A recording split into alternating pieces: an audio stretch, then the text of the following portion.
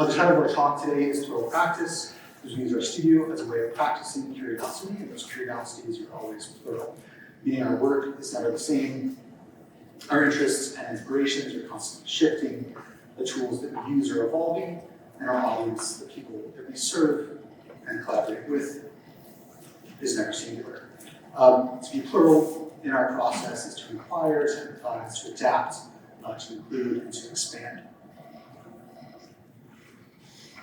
Our interests and ambitions is basically putting ideas into practice. We're primarily interested in build projects and reality construction, real-world scenarios that allow our plurality of interests to be rehearsed and then tested. And as designers, the elements that we engage with, form, space, texture, composition, give shape to our environments. But it's ultimately the social and cultural dynamics at play that give the work meaning. To practice is a continual pursuit of habitually exercising our design thinking and renewing our ways of seeing in a world that is also constantly evolving around us. So as a studio, we're not only interested in the design of buildings, but really more broadly in how design is practiced in a plurality of forms, through a plurality of mediums, and a plurality of scales. For this presentation, we sort of framed our work as a continuous line of thinking, a constant thread that represents our ongoing collaborative or collaboration with each other, and with who and what we're designing for. And this line is not necessarily meant to be understood as linear, but with thickens and thins as it meanders, often splits, sometimes dissolves, tangles, and always then loops back on itself.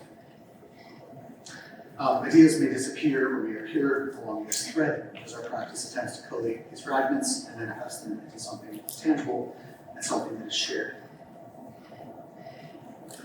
When we started our practice, it was really just intended as a creative outlet, as a way for us to simply make things and then share ideas with each other.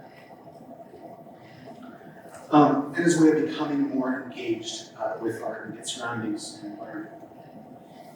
And this is a self-portrait of the two of us at Queens Lake. I'm about 200 miles north of Los Angeles. We're struck by the contrast here between 100 square miles of expansive aligned industrial lake bed, and then the edge of the towering and richly biodiverse Sierra Nevadas to the west. This is a urban edge of a dry evaporation pond from the industry that has been extracting mineral deposits for the last century there. And this, essentially for us, was simply a profound spatial moment of experiencing multiple environments simultaneously.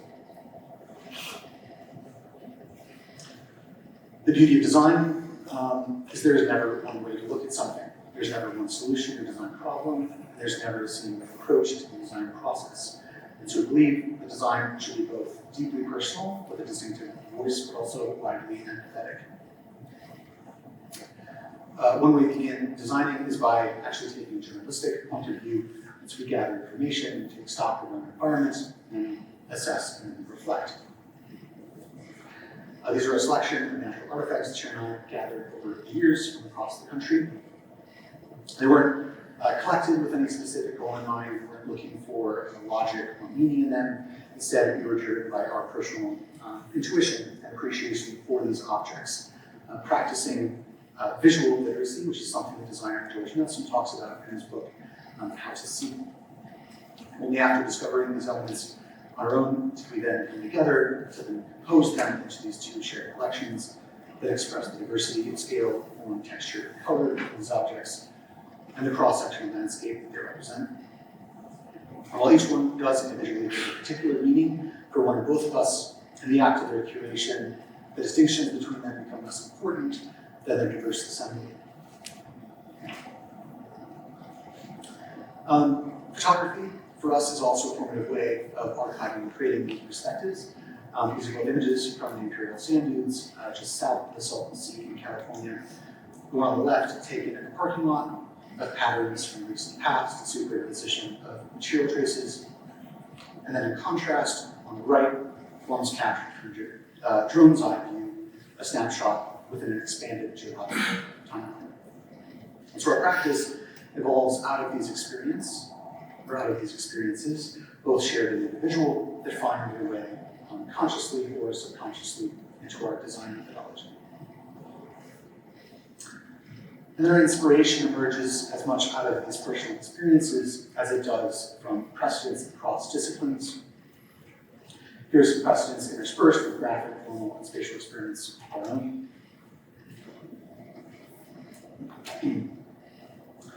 On the left of that slide, as one of Isami Noguchi's worksheets for sculpture, an image we are always coming back to that represents a single moment in his artistic process. We would cut out studies of what he intended to sculpt and glue.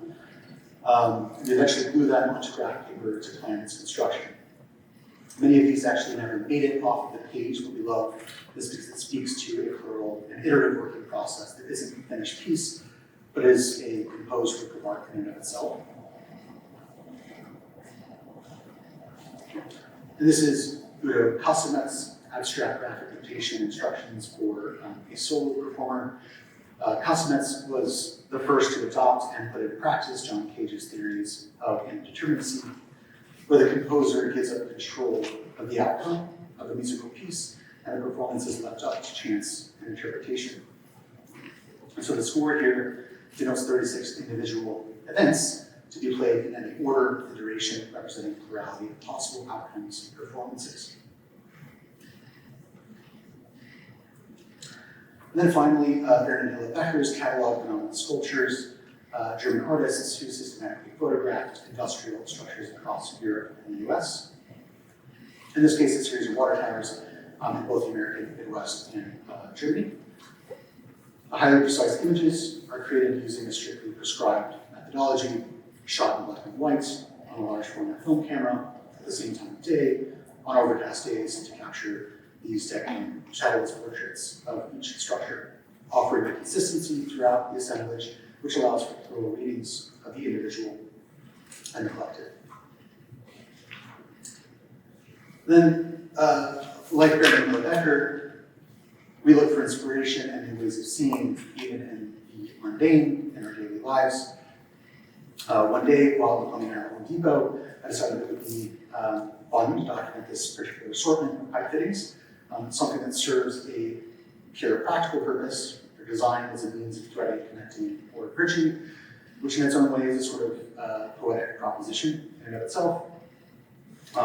There's really a lot to be away with at Home Depot, like spending hours photographing 100 pipe fittings, removing them from packaging, and then repackaging them without any of the workers actually stopping it. So through cataloging these objects and reformatting them through orthographic photos and drawings, we might begin to see them in a new way at an abstract scale. It can impart spatial meaning and reveal nuances of their form and tectonics. Some are cast from a single mold, others may have hidden in locked parts, some simply a metal surface that's been folded onto itself and wrapped around. You might even imagine them as monumental facades or inhabitable thresholds. And so the simple design exercise of recontextualization through representation reveals a plural nature of what might appear to be solid is actually hollow, what appears to be singular is actually made up of many parts, and what is an ordinary piece of hardware can actually inspire something else. For Earth Day, we designed this interactive PSA, a curated collection of QR codes. Sorry, it's probably a little startling. There's a curated collection of QR codes that serves both as a graphic warning and a directory for environmental agency, which, depending on which cell you scan, directs you to resources that allow you to act, learn, or give to particular environmental categories.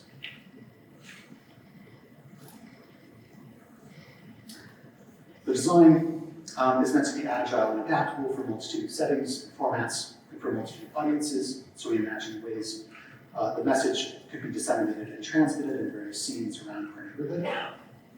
And our primary goal being how can design facilitate stewardship of our environment.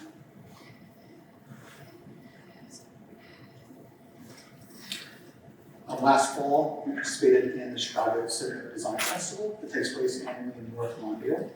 The festival is a celebration of the cultural heritage of the neighborhood and the merging of different communities, the Jewish community who lived there historically, the predominantly Black community that lives there today, and the broader Chicago community.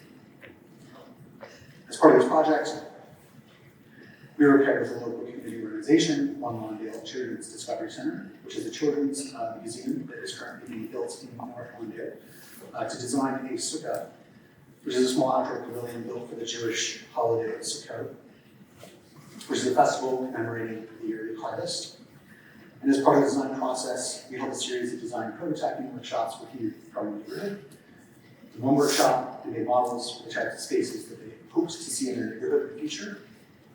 And many of their creations featured themes of neighborhood greening, outdoor activities, open spaces for recreation and infrastructure that could help provide a platform for upcoming local businesses in the neighborhood.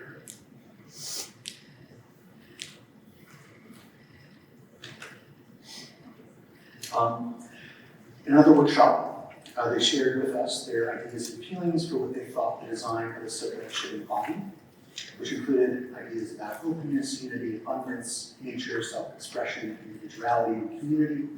One youth described it as a singular body with many shared ideas.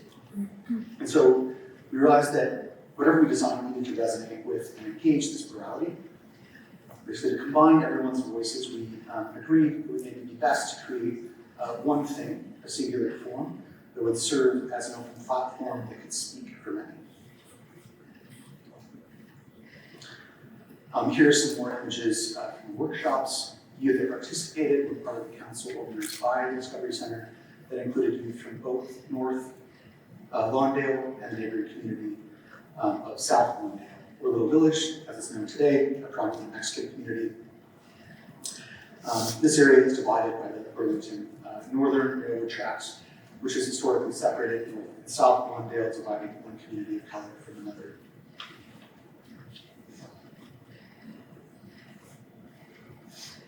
So this is the design that evolved out of those workshops, a gathering tree that brings together North and South Lawndale, and provides a place for communal respite, for seeking shelter and shade on a hot summer day. It plants a symbolic tree of life for this part of the city that is a much lower tree canopy density than much of the rest of Chicago. One longtime North Lawndale resident we met told us that her favorite place in the whole city of Chicago was a tremendous old oak tree located on the street where she lives. And she loved observing and changing with the seasons. It was really just a venerable marker of her own home. And so the gathering tree presents itself in multiple states, like a tree changing through the seasons. Its foliage adapts, at times draping a shroud, a singular space, and other times gathering the center to shade in an open place, offering both a singular space for the sharing of food, stories, and experiences, and an open place for many types of activities. The unique design proposition for the project was that it was actually structured for two different clients. In one life to represent the sukkah, the festival, and in another life to be replanted at the Children's Museum as a multifunctional pavilion on its rooftop garden. And so it needed to embody dual meaning and functionality for two different clients, two sites, and two programs for uses. In addition to the youth, there were many hands involved in the making of this particular project. A local pipe bending company, Pipes, Chicago Pipe Bending and Coil Co., whose owner is actually Jewish himself and was really excited to be involved with the festival. Omar Magana, a self-taught sculptor who helped fabricate and assemble the structure. He founded Open Center for the Arts, a nonprofit organization that provides a space for local artists in the community to come together and support entrepreneurship in the arts. And then Landon Williams, a local fashion designer, another element of design was a modular picnic quilt that sits underneath the tree. And the quilt is made up of 6 diamonds that come together to form a Star of David or disperse into individual picnic blankets. And so Landon led a series of sewing workshops for the youth so that they could participate in this communal making of the quilt.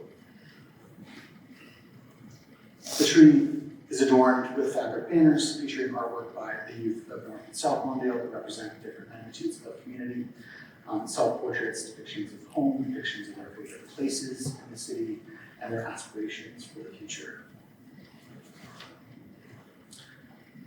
The tree really became a platform for all kinds of activities. It was the setting for picnics during a festival, pop-up dinner, to bring people together from different faiths. A children's book reading group met here, and many other activities happened. Our design process is also, or often starts with research. Our proposal to become a home missing middle income housing competition rethinks the two-flat typology shown here. The building type is quintessentially Chicago. Today, two flats make up about a quarter of the total housing stock in the city. These illustrations by local artist Phil Thompson showcases some of the distinctive qualities of a two-flat. The stacking of two units, one above the other, shared entryway, front projecting bay windows, the porch and balconies, brick facades. The sides are typically flat from Chicago brick, which is much cheaper brick, while the higher quality stones and the brick address the front and the street. These really originated as spec homes built in the early 1900s as a way of financially supporting working class immigrant families who could live on one floor while renting on the other, and that rental income could help cover the cost of one's mortgage. At the time, two-flat was an indicator of upward social mobility, the bridge between private tenant housing and a single-family bungalow. But many of these historically multi-family homes are now being converted into single-family homes, greatly reducing the affordability or the affordable housing stock and severely decreasing the density of housing in our city. And so an initial thought proposal that we had at the beginning of the project was simply, what if we design a building that might be able to resist this deconversion and preserve affordability in the urban fabric? And so the initial statement led to the idea of separating the ground floor footprints to create a feel of two standalone houses on a single lot, and questions the owner spatial relationship of a conventional two-flat, instead proposing a friendlier alternative of living side by side with your neighbor. The original static unit model establishes a natural hierarchy that results in a lack of equal access and identity for each unit. And since one facade is actually shared by two units, one is connected to the urban fabric of the street, while the other is lifted to the second level, disconnecting it from the public realm. In 2020, the Chicago City Council passed an ordinance allowing the construction of additional dwelling units on small lots throughout the city as a way of amplifying urban density, providing options for an extra income source for homeowners who might rent them out, as well as multi-generational housing. Most of these ADUs are being built on top of detached garages and backyards directly adjacent to the alley. And this introduction of ADUs has the potential to fundamentally change our perception of the alley. So the back alley can now be redefined as a new public corridor, not just about the house space for parking and trash, but an activated thoroughfare that mirrors the public realm of the street. And so rather than privileging one face, our building features two fronts, one alley facing and one street facing, each with their own private entity or entry and balcony. One building, two distinct identities to foster a sense of individual ownership within a single shared building. Our design was also a reaction to our perception of the lack of open space in the city, one factor driving the flight to the suburbs. A standard Chicago lot is about 125 feet long, so there's an opportunity here to take advantage of the elongated proportions of the lot by inserting an open space in the middle and expanding along the sides, where typically very narrow and utilized gateways between the lots into much more generous pathways.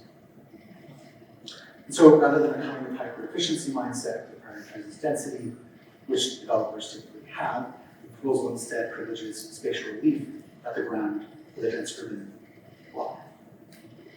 The overall building footprint of the ground is only 50% of the livable area on the lot, with the other half dedicated to this new proposed open space. The space is also carved out from the side of the building to bring more light into the deep bare lot. The brick of the ground floor is intended to blend into the historic stone facade of the existing building stock, and the curved wall at both ends is a nod to the formal gesture of the traditional two-flat bay windows, giving new form to a familiar architectural quality. So part of the prompt for the competition is to ensure buildability and affordability.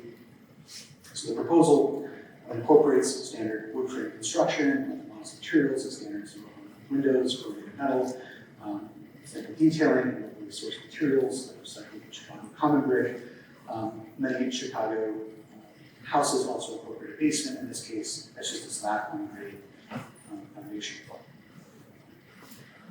Well, the ground floor is pulled apart to create opportunities for interaction between residents.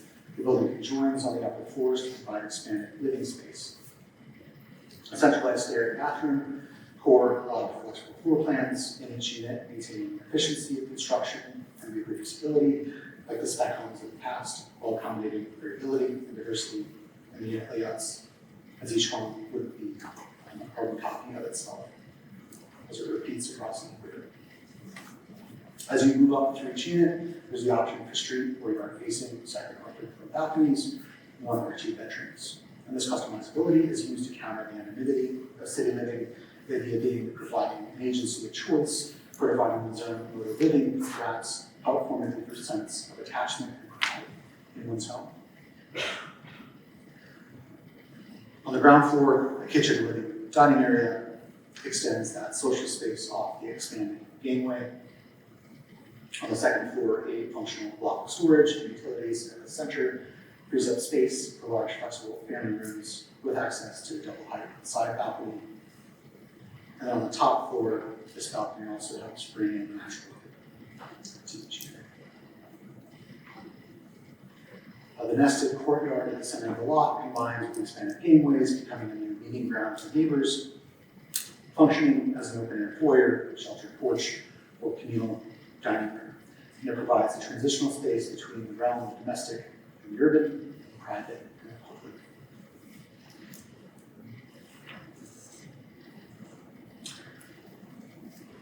And then when aggregated at the scale of a neighborhood block, these courts might form an improvisational, urban, off-the-street commons to link together adjacent neighbors and more distant ones.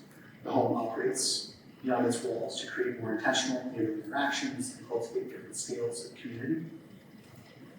We like to experiment with different forms of representation during the design process to help reframe how we think or might think about a particular design. In this case, using the worm's eye to speak to how domestic habitation merges with the activity of the commons. This was actually part of a competition, or a competition that was part of Come Home Initiative, which was organized by the Chicago Architecture Center in the city of Chicago as part of a citywide effort called Invest Southwest, which was a communal or community improvement initiative to align public funding with developments in underprivileged communities. The original intent was to directly pair architects with developers to utilize some proposals from the competition. This was under Chicago's previous administration. Unfortunately, with some recent changes, the project has lost some momentum. Although we're still hoping to find a way to build a relationship with the developer to get one of these built, or a few of them built. This is an exercise in composition perspective we did for a project that's in works now, which is a renovation of the fellowship space in an existing church. And the clients simply wanted to breathe new life into a dull, underutilized basement space, an area of the church that links together a series of youth classrooms. And so the design proposes a congregation of elements of bright colors and textures intended to reflect the broad assembly of people that intend to gather here once the space is finished. And each element is purposefully placed throughout the space to provide a composition that unifies and animates the room. In this study, really just tells a story of how the elements might be experienced and around from multiple vantage points as you move through the space. For us, an act of renovation starts with an act of understanding the existing space, and design becomes an act of intentional inclusion, of recollecting elements past and present into a singular space of belonging. Another study in composition, this time in plan. This is an early diagram we made for the first building that Sharon and I designed together, a single-family home located just outside the Research Triangle in North Carolina, in Hillsborough. And this commission came when we were living out in Los Angeles, in LA. We were always surrounded by a rich history of mid-century modernist architecture. We were especially inspired by some of the early experimentation in housing that took place in the 1920s, many of which proposed really radical alternative forms of living, like the Schindler House on the left, which is organized into 4 studios or 2 couples and pinwheels around common outdoor patios. And the configuration of walls stages a series of spaces that oscillate fluidly between the individual and the shared. At the same time, we were learning about rural lifestyles in the Southeast, where the house would be located, how being outdoors is ubiquitous with life there, and how the architecture of the house evolved spatially in response to the health and climate of North Carolina. On the right is George Matsumoto's design for the Poland House, located in Raleigh, North Carolina. The organization here is more starkly divided into 2 wings, a public area on the left, a gathering and private rooms on the right, separated by an entryway right down the middle. This was designed at a time in the 1950s when the Raleigh area was seeing a surge of modernism after the rise of progressive architecture schools like Black Mountain College in North Carolina State in the early 30s and 40s. And still to this day, the Triangle area has one of the largest concentrations of modernist houses in the country. And so we were just aware of the fact that the architecture of the home that we were designing would be ultimately set within this backdrop of experimental modernism in the region. Matsumoto's house was based on a historic vernacular housing type known as the dog trot house. Its exact origins are unknown, but it's believed to have originated in the Appalachians in the early 19th century, predating the invention of air conditioning. And instead of mechanically cooling, the ventilated exterior breezeway connects 2 separate enclosed living areas, typically the living room on one side and the bedrooms on the other. And then the breezeway became an extension of the interior and functions as a 3rd space. While we were researching dog trot houses for this project, we contacted the National Register, and they informed us that many historic dog trot houses have actually since been altered to enclose the breezeway into a hallway. And this project really became a lens of exploring what functionality beyond just circulation the breezeway could provide as an enclosed space for the home, or how we might be able to activate the corridor or adapt the breezeway to fit contemporary living. So with this vernacular in mind, the house from the front stays true to the visual appearance and organization of a more traditional dog trot, 2 wings, near 5 under 1 gable.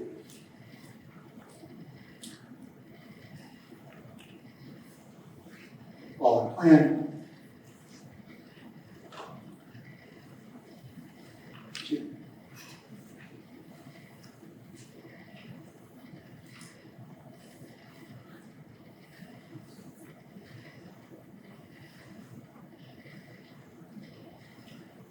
in the spirit of Schindler's Levy, rooms shift out to generate in between void spaces underneath the roof, multiplying the connection with the outdoors in 2 axes instead of 1. By expanding out rather than up, the house will maintain a relatively low profile in the landscape while keeping all of the main spaces of the house on the ground floor for our clients as they age and grow into this house with their family. The house is then simply split into private bedrooms that face outward to the exterior and then shared spaces that open onto the indoor breezeway. The only 2nd story space is a plywood block at the center that ties together the flat roofs of the 4 programmatic pavilions and adds the flexible programming of the breezeway. And then a single gable stretches across the pavilions and extends out to create 2 porches at both ends of the house. As the design for the plan of the house evolved, it found itself somewhere between the looseness of Schindler and the rigidity of Matsumoto, between influences from the West and from the East, between experimentation and vernacular, fragmentation of 4 pavilions into dispersed blocks, walls, and columns destabilizes the static spatiality and the centered idea of a dog trot model, encouraging the home to be more fluid and adaptable.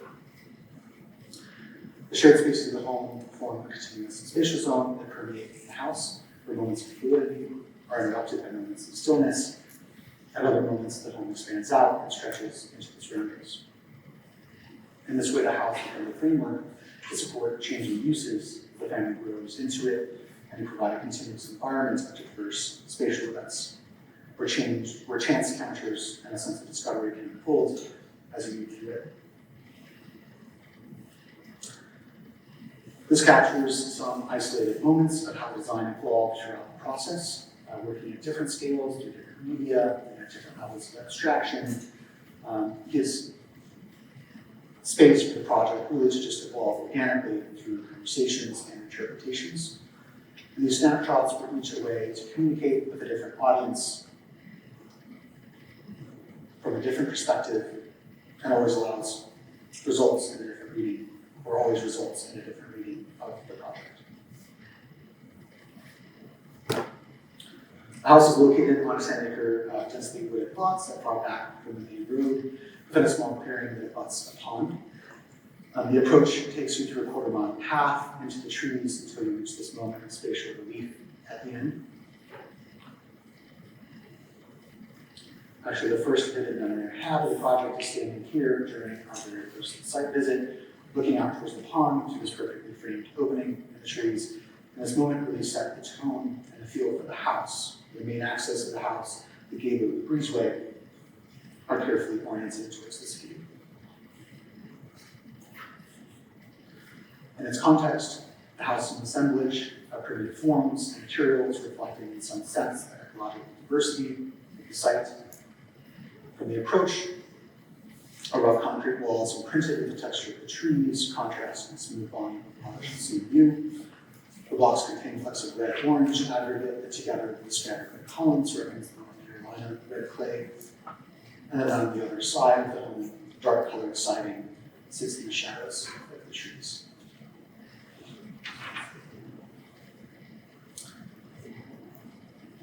Here's some other images of the home experienced simultaneously from multiple viewpoints at once. So of the shaded porches at either end of the home, the sliding glass doors open for cross ventilation through the breezeway and expands the living space outdoors.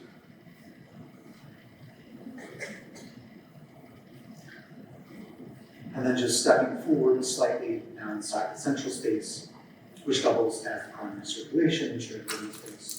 Overhead is a ceiling of southern yellow pine, which is not conventionally framed, but is actually structural laminated decking, part of which was the desire for the pines to feel authentically immersed in a natural environment while inside. It was important to keep the space as free and open as possible, mainly because we just thought that rack ties would compromise the volumetric qualities of the space. And so structurally, the loft and flat roofs together act in conjunction as diaphragms that resist the horizontal thrust of the gable, allowing us to achieve this open cathedral ceiling.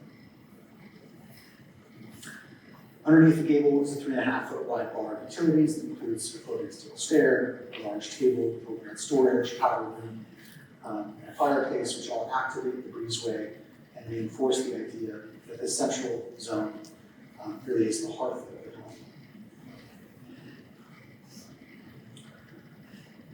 home. These photos basically, if you just take a 90-degree turn 90 degrees, kind of looking into those same spaces, there are two distinct yet connected living areas, basically at either end of the home. The architectural elements that compose and frame the interior space spill out into nature. And then simply moving through the house from one end to the other, stepping forward underneath the loft, there's simultaneously a sense of vertical compression and horizontal relief. Like many other places within the home, you're presented with multiple perspectives out. And finally, arriving at the living area at the end of the breezeway, with the gable framing the view of the pond.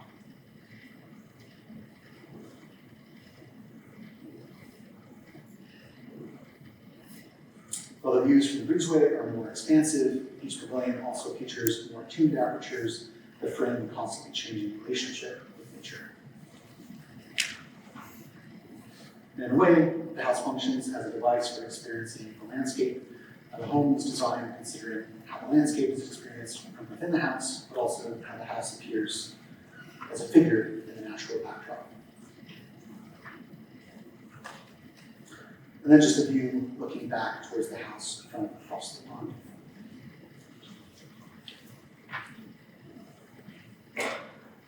Since the house has been completed, other outbuildings have cropped up on the site. The small rectangle on the bottom left of the image here is a chicken coop designed and built together with our clients.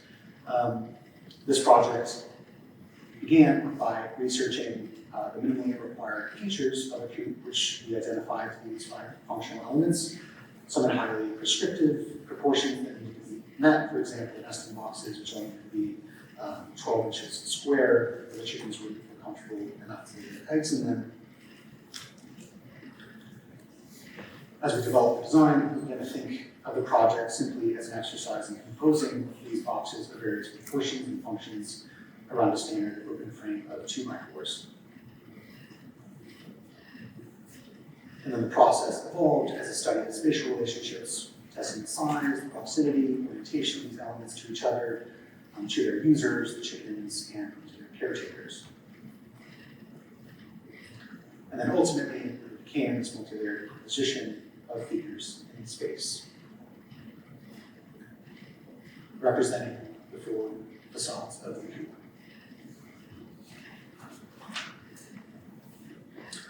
And then some images of the finished coop built with all off-the-shelf materials and standard details.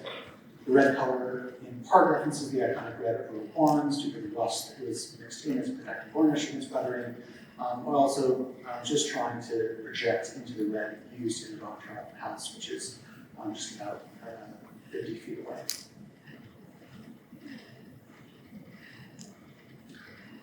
So in tandem,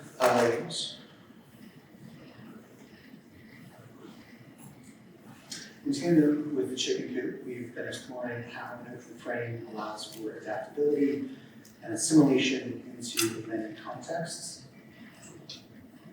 There's a project we're working on now, Community Room, Third Space, platform for local creatives in Chicago and the diaspora. So in thinking about the many voices this space will project, we considered how can the space change the nature of its relationship to its audience. How can a physical space be as plural, adaptive as the social exchange that happens within it?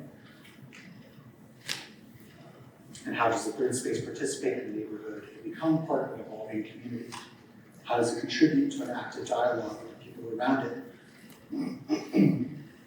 This open framework with suspended partitions invites multiple scenarios of engagement influencing a body's movement through the space.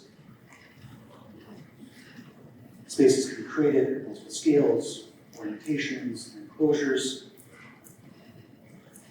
to set an intimate stage for exhibitions, movies, screenings, cultural clinics, musical performances, pop-up shops, or simply just a second living room. A dynamic and inclusive space for the local community of Chicago. Since we've been in Chicago 3 years ago, we enjoyed rooting our practice in this city and engaging with the community in different ways. One of our favorite places is Crown Fountain, a public sculpture plaza in Millennium Park next to the Bishop Coors Cloud Gate, or better known as the Bean. And the fountain is designed by artist Jean-Marie Panza. It consists of 2 glass block towers that project portraits of Chicago citizens. And the towers face each other and frame a shallow reflecting pool that has never not been enjoyed by the people of all ages. And these fountains set about the scene of communal play. We're fascinated by the play of scales that make this space feel both public and monumental, and also intimate and personal. And so last fall, we participated in the Arts in the Dark Parade, a citywide Halloween parade down State Street through downtown Chicago, where we translated these 50-foot sculptures into larger than life wearables that amplify the scale of our own faces as we paraded through the city. We marched as part of a Plural collective of local architects that each designed their own unique headpiece reflecting Chicago's cultural landscape.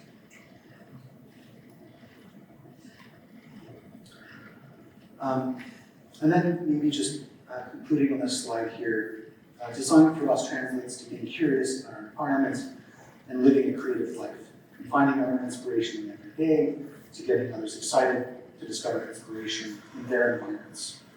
Our practice goes back and forth between self-initiated, open-ended explorations and then client-driven functions. In the practice of being creative, we take ideas that we're curious about and simply process them through different filters. And ultimately, architecture for us is never about a singular outcome. It's subject to a plurality of influences and forces, whether that's from the client, a budget, the site, existing conditions, and those things then mold it into its final form. But then, when our role as architects have passed, or has passed, the space becomes subject to a multitude of new social, cultural, and haptic forces. All we can do as designers is do our best in curating these forces into design proposals.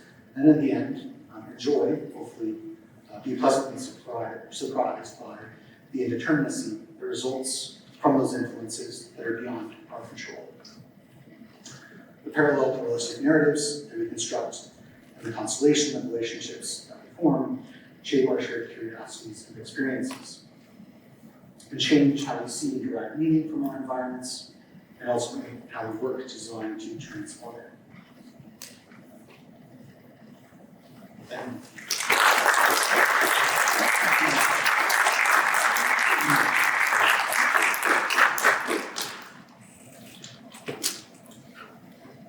you can pass this one. Now do we question? Yeah. Yeah, go to Joe. Hi, thank you for the lecture. Really inspiring. Do you have a question regarding one of the projects that's the one where you mentioned art in the middle that becomes the living space? And I mentioned the what? the hearts happening in the middle of the house that defines the living space. Of course, yeah.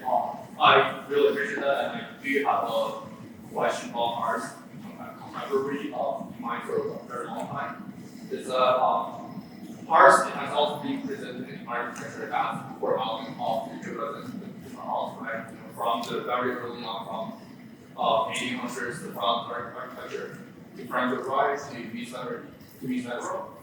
But back then, arts actually had a program, right? Because people didn't have the modern electricity, so arts was really important. But in contemporary world, it seems like the program, the function of arts has increased a lot. So how do we view arts today? Is it purely just a symbol? And it's one of like, what's your thoughts on that? And how do you reflect that in your report? Yeah. In general, it's probably really important for all art space to have kind of a core place for gathering, I guess. I mean, that was just really important for us in the dog trot house. The idea there really was actually just amplifying the kind of communal aspect of the breezeway. So it wasn't necessarily about like it needs to be functional in the sense that it's providing heat for the home, or that it's just a fireplace or it's where you cook. I mean, in some sense, maybe the kitchen is the new part of the home, right? I mean, many people just hang out in their kitchens now, and that's where you have your party. And one image that I didn't show of the dog trot house is actually of this, the central millwork. It's part of that kind of program block in the middle of the home. And that's really directly adjacent to the dining room. And I don't like putting labels on rooms, but the family that's living there now is currently using it as a dining room. That was really, I guess, meant to just extend the dining room, also be sort of like serve multiple functions, right? So I think the heart we want to be as flexible as possible, or as flexible as that central space. Answer that question. Yeah. I was curious about the tree for this. Oh, sorry. You can shoot this.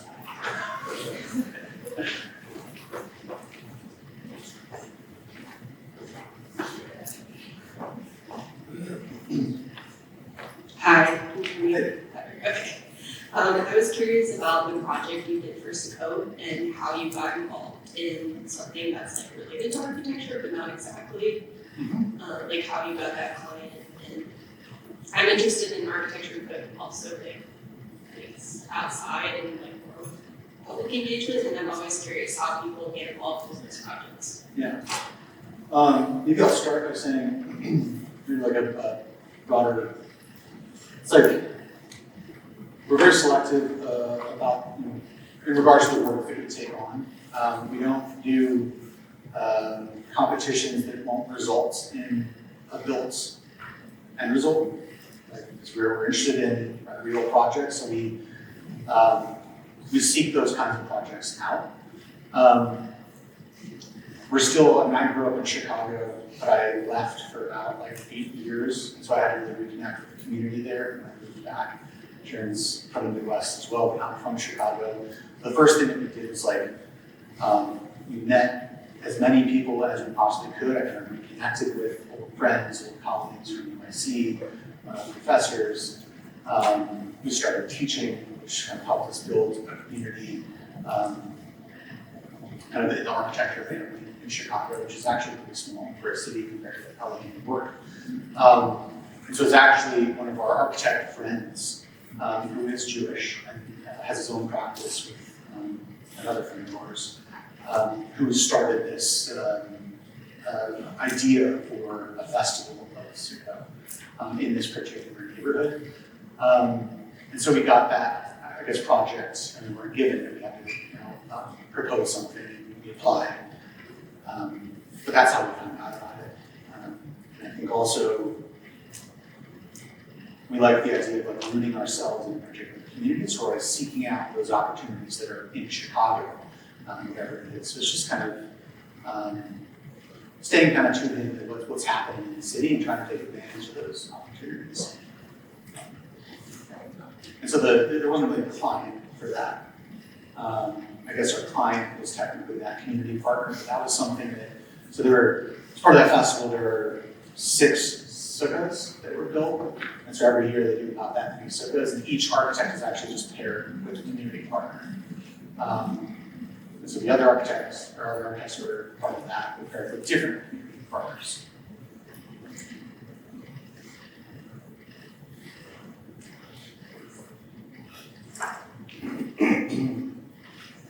A lot of your work seems to deal with, or at least the work that you showed seems to deal with like a blending of public and private space. And I'm curious, what lessons have you learned from creating spaces? Like what makes a successful space that blends both the public and private elements? Like what are the key characteristics of these spaces?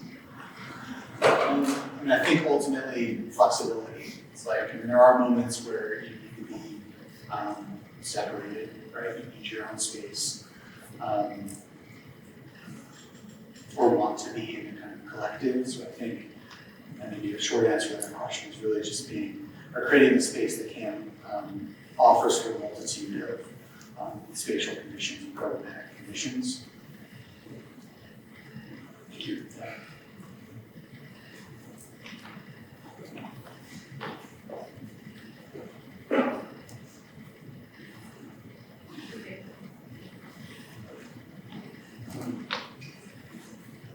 Hi, hello. First off, thank you very much for the presentation. And my question is on one of the words in the title of the presentation, plural, the plurality that you've been discussing. I guess for me, architecture has been very much a singular-minded thing. I guess that would be what architecture education is all about, is trying to develop your own singular voice. But it seems like a lot of the outside of the world in real practice is collaboration and sort of bouncing ideas and mixing ideas with other people. But I also think that, I don't make a lot of flack for this, architecture is about ego, and it's about kind of hoarding your own ideas and taking credit. And so I guess the question is, how can you be a good collaborator? How can you be more open to other people's ideas, and how can you really embrace, being plural while also still retaining a singular identity? Yeah, we'll say it's like a really tough balance. I guess the way that we approach it, and I really appreciate the comment and the thought there. It's something that we've been grappling with as well. And there's the kind of history of architects. And now we're kind of seeing kind of newer formats and offices that, are more about the collective, less about the kind of singular author. And I guess there's like a fine line, because you still want that, we don't want, I guess, compromise design, because it can easily become sort of muddled if there's too many voices. So I think just ultimately it's like, it's a balance. And I think ultimately it's also just like being empathetic and sympathetic to the client or whoever it is that you are working with. Yeah, so just, I don't know, just be nice. Good human being. Yeah. Thank you.